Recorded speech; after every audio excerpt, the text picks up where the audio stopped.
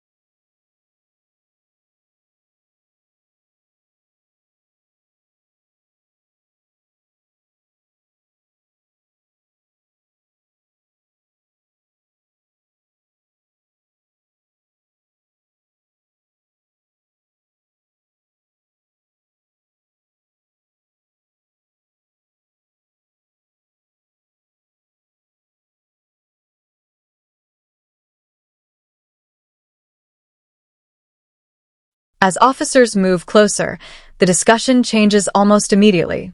Instead of simply acknowledging someone filming in a public place, they begin asking why he's there and what his intentions are.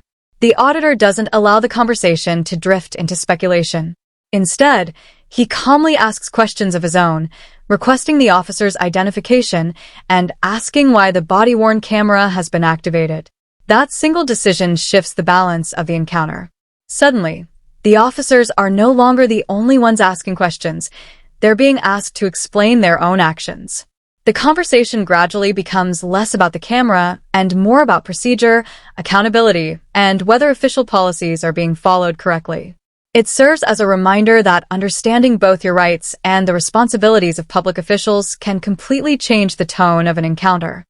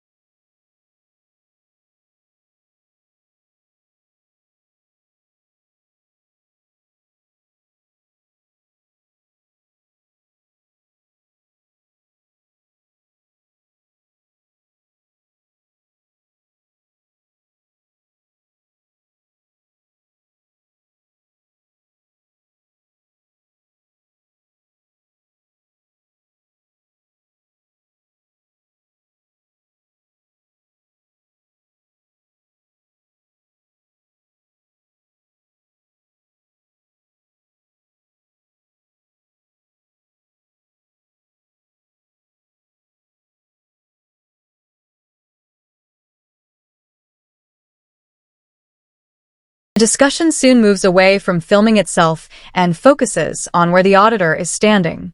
Officers suggest that his location near the entrance could present security concerns, but instead of debating possibilities, the auditor keeps returning to one simple question: where is the actual boundary? Rather than responding to opinions, he asks for something concrete, clear evidence showing where public access ends and restricted property begins. By insisting on facts instead of assumptions, the conversation becomes far more difficult to justify through vague explanations alone. The exchange highlights an important lesson. When restrictions cannot be clearly identified, broad claims often begin to lose their strength.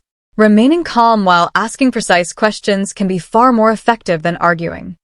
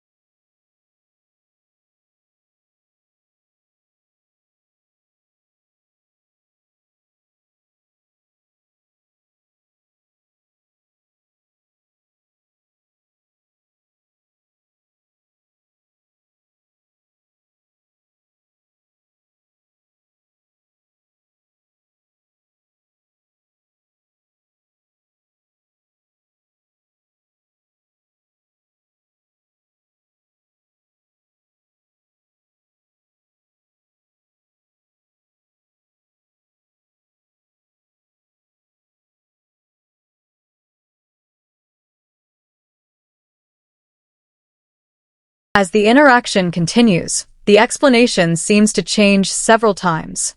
What began as criticism of the auditor's behavior slowly shifts into discussions about security, safety, and filming near a government building.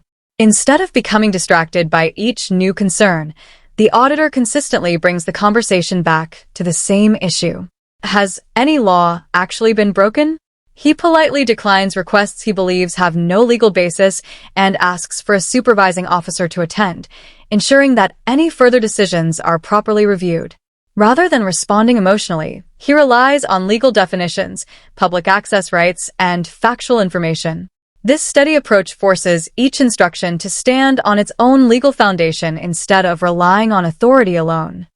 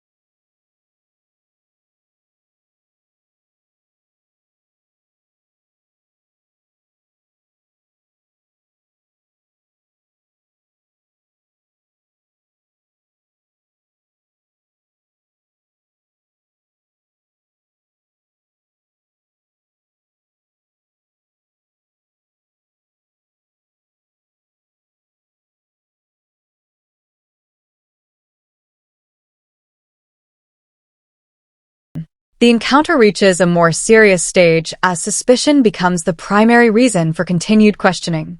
Officers imply that filming near the station appears unusual, attempting to blur the distinction between public pavement and police property.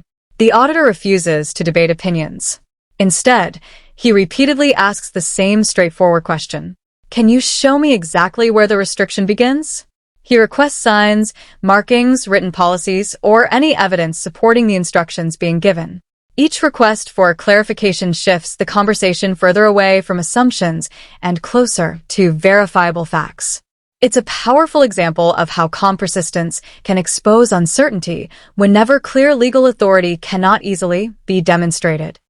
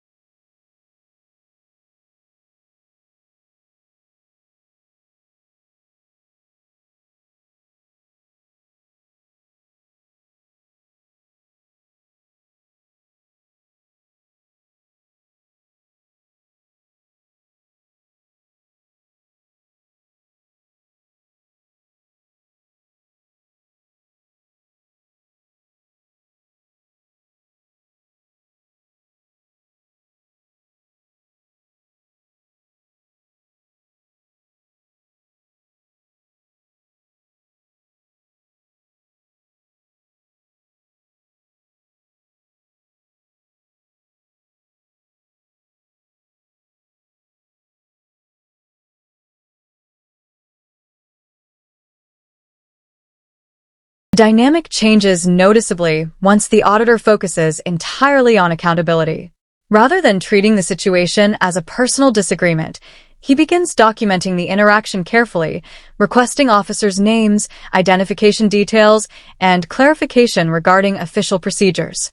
The discussion becomes less about suspicion and more about transparency. When a supervisor is requested, responsibility moves beyond the individual officers and onto the organization itself. The emphasis shifts toward proper conduct, lawful policing, and whether the actions being taken can actually be justified. By remaining patient and methodical, the auditor demonstrates how careful documentation often removes much of the pressure that authority alone can create.